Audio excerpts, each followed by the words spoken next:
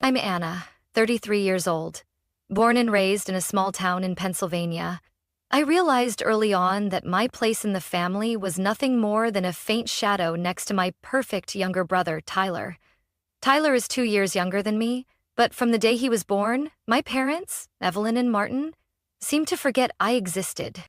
And when I was little, whenever I got high grades or praise from teachers, my parents would barely mumble a few words. But if Tyler simply passed a test, the whole house felt like it threw a party. I lost count of the times I stood quietly in the corner, holding a certificate of achievement, while no one even looked up. The favoritism didn't stop at words. On birthdays, Tyler always had big parties and expensive gifts, while I received just because presents, discounted t-shirts or cheap notebooks. I still remember the time I got a pair of gray socks, while Tyler got a brand new mountain bike. When I turned away to wipe my tears, my mom casually said, "Girls don't need bikes." Growing up in that environment, I learned to shrink into myself. Not to ask, not to expect. Tyler, on the other hand, became arrogant, used to getting everything without effort. It got even worse after he married Stephanie. A woman, I swear, could turn anyone into the villain with just a few tears. Stephanie was pretty and had a special talent, playing the victim. She could turn the smallest incident into a disaster to gain sympathy. If anyone dared to push back, Stephanie would burst into tears, shifting all blame onto them. Of course, my parents, who always saw Tyler as a treasure, never bothered to see the truth. They treated Stephanie like their own daughter, defending her no matter what. Stephanie didn't bother to get a job, even though she had a college degree.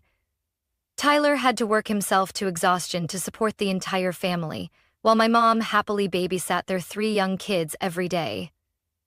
My parents' old 3-bedroom house was always loud and cramped, with kids and Stephanie's endless complaints about how hard her life was. And me? I chose a different path.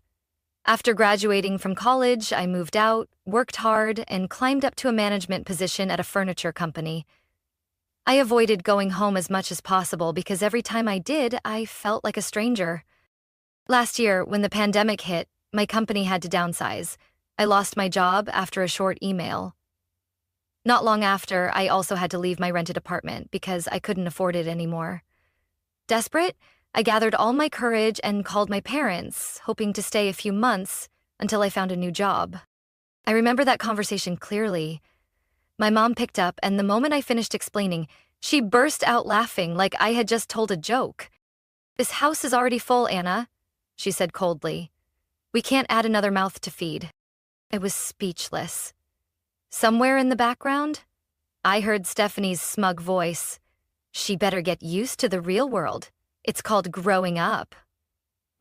Tyler, the same brother I once shared every slice of cake and toy with, just shrugged when I looked at him, his eyes empty, as if he didn't even know who I was, and walked out of my parents' house with nothing but a battered suitcase and the little savings left in my bank account. I had nowhere to go. My old apartment was gone, and my friends lived in tiny places where they couldn't take anyone in. In desperation, I drove my 2005 Ford Ranger to a Walmart parking lot. From that day on, my beat-up truck with an old camper became my only home. I bought it off a classified site for $1,500, 0 cents. Everything I had left after paying my last bills. At first, I comforted myself that it was temporary. 1 week, 2 weeks, then 3 months passed. I learned to shower at the gym, use gas station restrooms, and charge my phone at cheap coffee shops. Every night, I parked in quiet neighborhoods, praying no one would call the cops about a suspicious vehicle. On freezing winter nights, I wore 3 layers and curled up in a thin sleeping bag, listening to the wind howling through the thin walls of my camper. On sweltering summer mornings, I'd wake up drenched in sweat before the sun even rose. But the hardest part wasn't the weather. It was the looks of disgust from people passing by, seeing me crawl out of that old camper. I thought about giving up, crawling back to my parents for forgiveness and enduring their contempt just to have a roof over my head. But every time I pictured Stephanie's smug face, arms crossed, mocking me, I gripped the steering wheel tighter and told myself no, I'd rather live like this than be their puppet. I applied for jobs everywhere.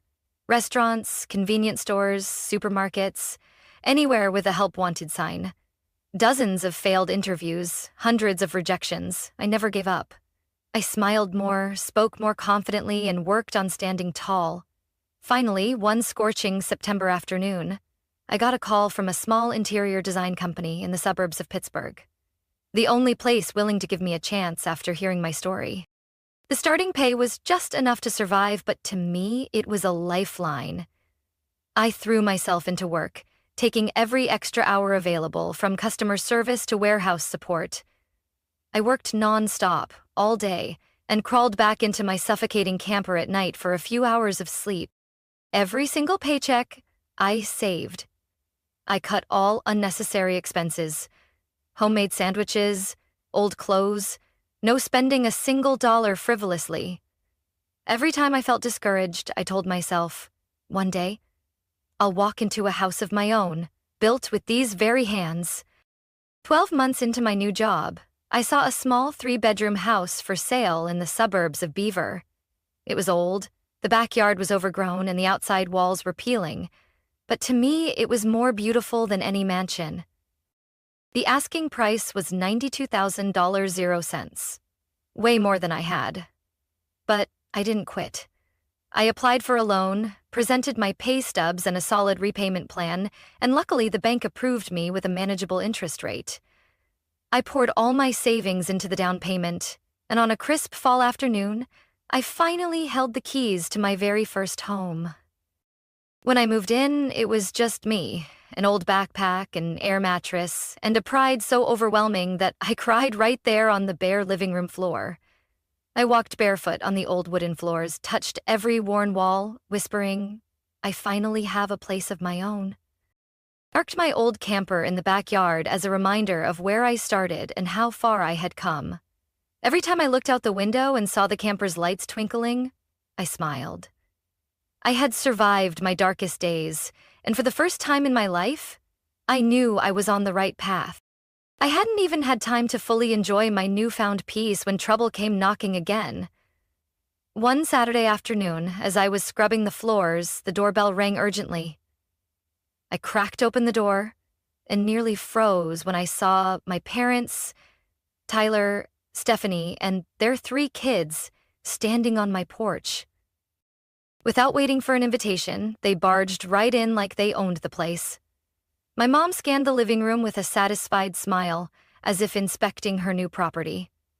Stephanie sneered at me with her usual disdain. Well, Anna, my mom said after a strange, heavy silence, this house seems a bit too big for a lonely girl like you, doesn't it? I clenched my fists. My instincts screamed this wasn't going to end well. Tyler flopped onto the couch, rubbing his belly like he'd just eaten, then launched into a monologue about traffic, work, and how the kids needed space. Stephanie chimed in, her voice sweet but icy. Given the situation, we think it's best if we move in. You still have your camper out back, right? I stood there, stunned. What do you mean? I asked, my voice shaking with anger. We live in the house, Tyler said casually. You can move back into your camper. You're used to it anyway. Besides, he shrugged. You don't need this much space just for yourself. I stared at them, a tidal wave of rage and bitterness rising inside me. Where were they when I was sleeping in a parking lot? When I needed shelter, they laughed and slammed the door in my face. And now, when I finally had something of my own, they acted like it was theirs for the taking. I took a deep breath, trying to stay calm. No, this is my house. You don't get to decide. Tyler's face darkened. Stephanie shot up from the couch, arms crossed, voice shrill. You're so selfish, Anna. Your family needs you. Are you seriously going to let the kids stay cramped in your parents' old house? My parents? I turned to look at them, hoping they'd say something fair. But they stayed silent, eyes avoiding mine, silently siding with Tyler. No, Anna, my father said, his voice low and cold as steel. Don't make this difficult. This is your family. I laughed, a bitter foreign sound even to my own ears. Where was my family when I needed them? When I was sleeping in my truck in the middle of winter? What were you doing? Don't talk to me about family. The air grew so heavy it was hard to breathe. Stephanie stormed toward me, her face flushed with rage. Before I could react, she slapped me hard across the face, whipping my head to the side. You deserve that for being so selfish, she screamed, tears streaming down her face. I touched my burning cheek, feeling the mark her hand had left. Years of swallowing pain, staying silent, all shattered in that instant. I didn't scream. I didn't cry. I quietly pulled out my phone, dialed 911, and spoke clearly. I need the police. I've been assaulted, and there are intruders at my home. The moment they realized I was calling the police, they all snapped out of it. Tyler stuttered, trying to pull Stephanie back. My parents' faces went ghostly pale. I kept the phone to my ear, my eyes locked on them. Leave my house immediately. If you're still here when the police arrive, you'll be explaining yourselves to them. Stephanie threw a tantrum, cursing under her breath. Tyler tried weakly to smooth things over, but I didn't budge. This was my house. No one was taking it from me ever again. The police arrived in under 10 minutes. I showed them footage from the security camera by my front door. Everything. From the moment they barged in to the moment Stephanie hit me. The officers gave me a sympathetic look and politely ordered them to leave my property immediately. Before she left, my mother shot me one last look, full of anger and bitter disappointment, as if I were the traitor. I didn't care. I hadn't betrayed them. They had abandoned me, long ago. I thought that would be the end of it, but 3 days later, after a long shift at work, I came home and froze. The locks had been changed, strange furniture was crammed into my living room, and my beloved camper had been dragged out to the curb. I ran to the door and banged on it. It swung open, and there stood Tyler and Stephanie, triumphant like they had just conquered a kingdom. What are you doing here? Stephanie asked, her voice sickeningly sweet. This is our home now. I stiffened, trying to stay calm. What the hell are you two doing here? Tyler shrugged and held up a stack of papers he had printed from somewhere. We have a legal lease agreement. You signed it, Anna. I snatched the papers and glanced over them. A sloppy forgery, the signature nothing like mine. It was laughable, how bad they were at even faking documents. Don't waste your time, sis, Stephanie sneered. We're settled in. You can go back to your little camper. I turned around, pulled out my phone, and called the police immediately. Hearing me give the address and explain there were intruders, Stephanie panicked and slammed the door. I sat on the steps, clutching my phone, fury boiling inside me. This was my house, the house I earned through sleepless nights, skipped meals, and months freezing in a camper. No one, not even blood relatives, had the right to take it away from me. About 15 minutes later, a police car pulled up. 2 officers approached calmly. I explained everything, from the changed locks to the forged lease. It took several hard knocks before Tyler and Stephanie finally opened the door. Tyler looked sour. Stephanie clutched her non-existent baby bump, trying to play for sympathy. I pulled out my phone and showed them security footage from the porch cam. Footage of them breaking the lock, hauling furniture inside, and installing a new lock. There was no way to deny it. The officers exchanged a look and nodded. One turned to Tyler and Stephanie, his voice firm. You are trespassing on private property. That's a criminal offense, Tyler stammered, waving the fake lease like a shield. But one glance was all it took for the officer to ask, We'll need to verify the signature against official ID. Anna, may we see your ID? I handed them my driver's license. The signature was nothing like the fake. No more words were needed. The officers immediately ordered them to pack up and leave or face arrest for trespassing and forgery. Stephanie started bawling, clinging to one officer's arm, begging. Tyler's face turned red as he shouted in desperation, but this time, no one stood up for them. I stood quietly, watching as they dragged box after box out of my house, suitcases, kids' toys they had no right to bring in. I saw the rage on Tyler's face, the angry tears streaming down Stephanie's cheeks. But inside, I felt nothing but cold resolve. The house was cleared out in heavy, angry silence. Before leaving, Stephanie spat one last line at me, full of venom. "You'll regret this." I didn't respond. I simply closed the door in their faces, shutting out years of pain and betrayal. When they were finally gone, I collapsed onto the floor and exhaled deeply. My old camper still sat steady in the backyard, like a symbol of everything I had endured. I knew this wasn't over yet. But at least for today, I had protected what was mine. After the door closed, I realized this wasn't just about changing the locks. If I stayed silent, they would spin lies until they became truth in the family's eyes. I had stayed silent for too long. This time, I wasn't letting them control the story. That night, hands still trembling from rage and determination, I opened my laptop. I wrote a long post on Facebook, where all the extended family could see it. I laid it all out, start to finish. Being rejected when I was unemployed, the cruel words, Tyler and Stephanie breaking into my house, forging a lease, and being forced out by police.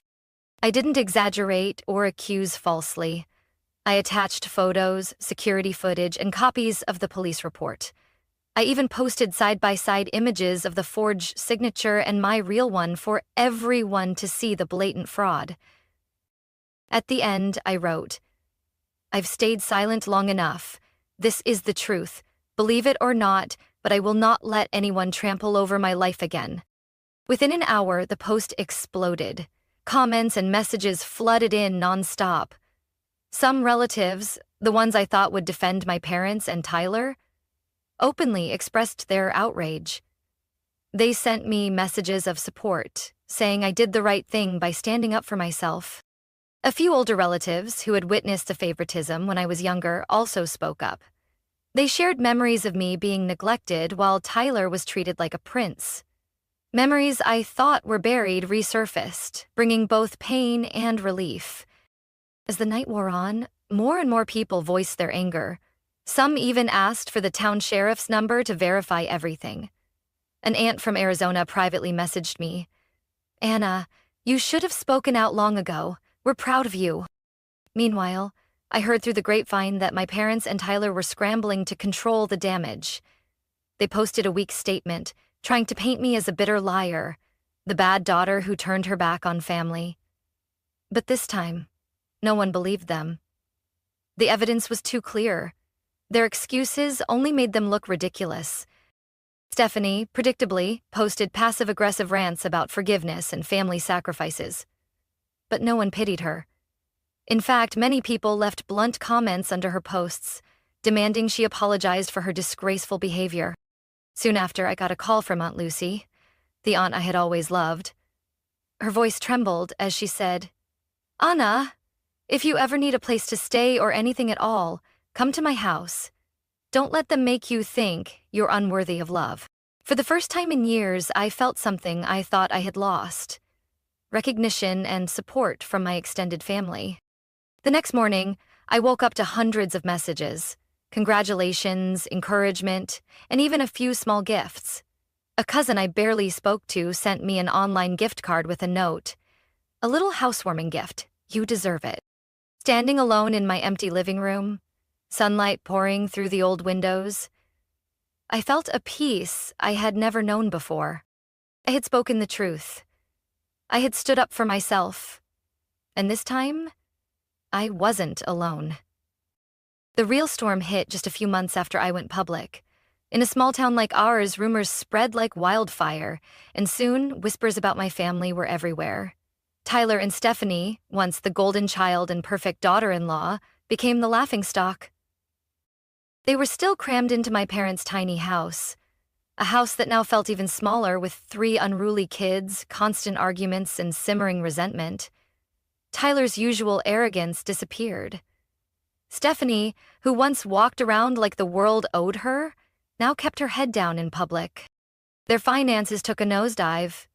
Tyler worked nonstop, but his paycheck barely fed all those mouths. Stephanie still refused to work, claiming she had to take care of the kids. But that wasn't the worst blow. One spring morning, the final bombshell dropped. Stephanie's affair was exposed. Rumors spread that she had been seeing a bartender just a few blocks from home. At first, Tyler didn't believe it. Despite everything, I knew he had once loved her, foolishly. But that changed when Tyler secretly ran a DNA test on their youngest child. The results were undeniable. The child wasn't his. The news was like a final blow to whatever pride Tyler had left. The day he received the results, he didn't say a word. He just stood, frozen in our parents' front yard, crumpled paper in hand, his face blank as if his whole world had collapsed. Stephanie, as always, tried to spin the situation. She cried, begged, swore it was just one mistake, that she still loved Tyler, that this family was everything to her. But this time, her tears didn't work. Tyler filed for divorce that same week. I heard about it from Aunt Lucy, who quietly kept me updated. According to her, Tyler hired a good lawyer and presented all the evidence. The DNA results and messages between Stephanie and her lover. In court, Stephanie tried to portray herself as a devoted mother sacrificing for her family, but her lies unraveled quickly. The judge not only denied her request for child support, but also agreed to have Tyler's name removed from the youngest child's birth certificate. The divorce was finalized faster than expected. Tyler got custody of the 2 older kids, while Stephanie walked away with nothing, no support, no settlement. On the day the divorce was finalized, Tyler moved out of our parents' house, taking the 2 kids and a suitcase of old clothes. He rented a small apartment in a cheap suburb, living quietly like he wanted to disappear from the town's gossip. As for Stephanie, after losing her reputation and financial support, she was coldly kicked out by my parents, the same people who once adored her. I heard she had to move back in with her own family, over 100 miles away. The youngest child, the one who wasn't Tyler's, went with her.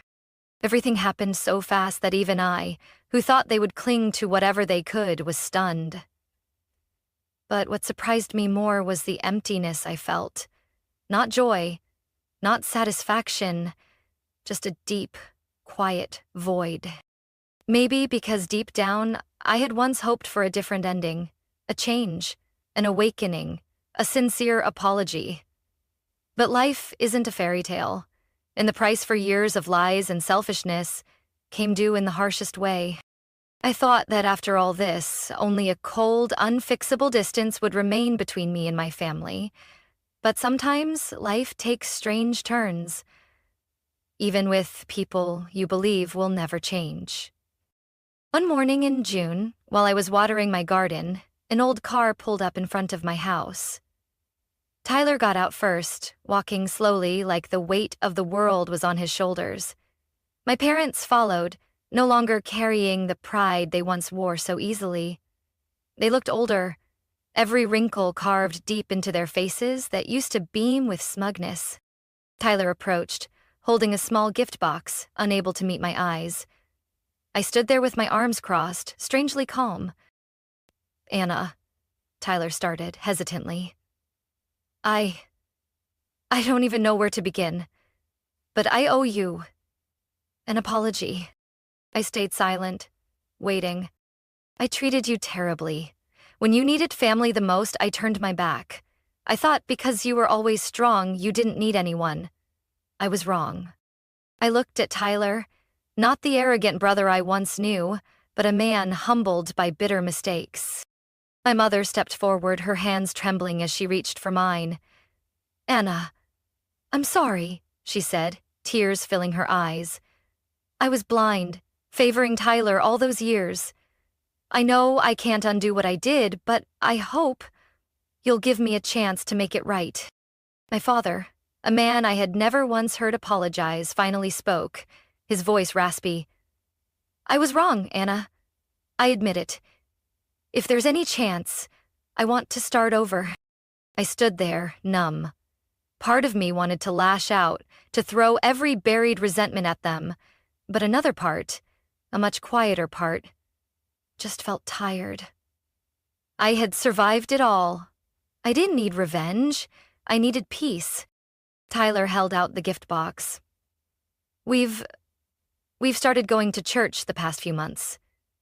I've learned that forgiveness sometimes isn't for others. It's for yourself. I don't expect you to forgive me right away. But I hope, one day, you might. I took the box and opened it. Inside was a handwritten card, Tyler's familiar messy scrawl. "Even if it's late, I still hope to call you my sister again." Tears filled my eyes before I even realized it. I turned away, hiding the softness I had fought so hard to protect. "All right," I said, my voice thick. "But things won't go back to the way they were. And it'll take time for me to trust again." "We understand," my mom nodded. "We're not asking for that. We just want a new beginning. An honest one." From that day, my family really did change. Tyler started bringing the two kids to visit every weekend, always letting me know ahead of time. My mom sent little text messages, small but genuine check-ins. My dad, though still a man of few words, would always nod when he saw me, a nod heavier with meaning than 100 fancy speeches. I stayed cautious. A scar, even when healed, still leaves a mark. But for the first time in years, I saw the possibility of a new chapter, one without constant bitterness and blame. One night, standing on my porch, watching the warm glow of the living room lights, I thought, sometimes the greatest miracle isn't an apology. It's someone truly changing because they know they were wrong. Stephanie, after the divorce and the scandal, nearly vanished from town for a while. I heard she moved back with her parents about 70 miles away. But even from a distance, she refused to let me go. Her life fell apart faster than I imagined. Without a husband to support her and without Tyler's parents backing her, Stephanie had to find a job. But with a reputation ruined by the public scandal and a history that followed her online, no employer wanted her. The old posts, the ugly comments from townspeople, they lingered like a permanent stain. Frustrated and unemployed, she ended up stuck at her parents' house, living off their small retirement checks. Slowly, even the relatives who once defended her backed away. Everyone saw her for what she really was: selfish, lazy, shameless. I thought it would all fade, quietly. But I underestimated the bitterness Stephanie harbored.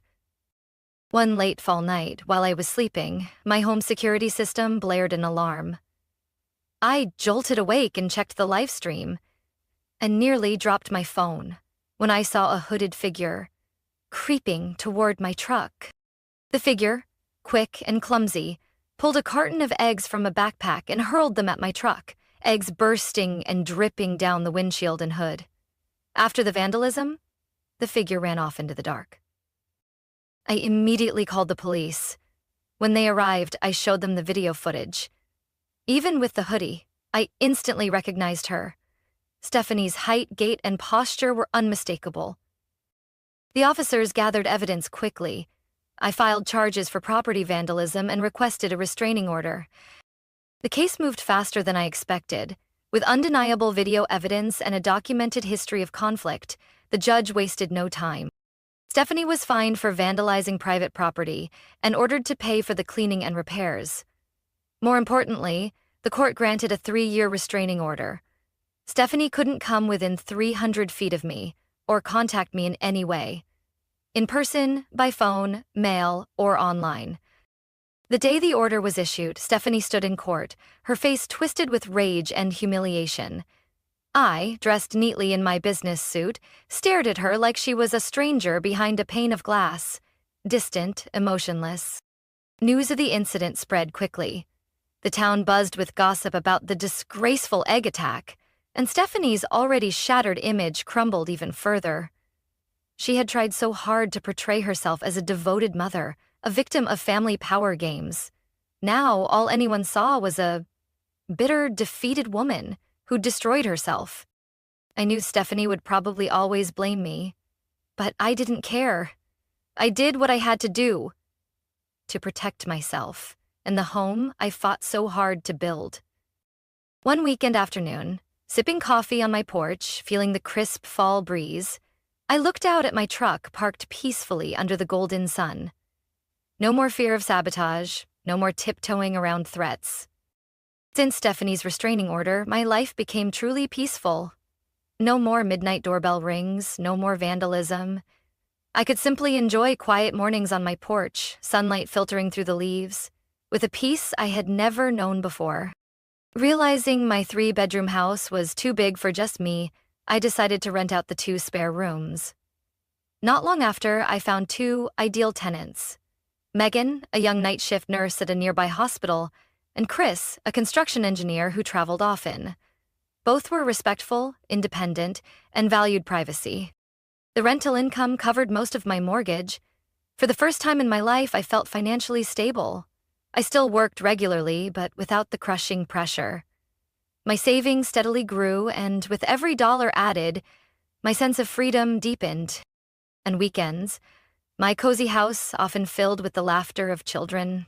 Tyler, trying hard to rebuild the bond, brought his 2 older kids over.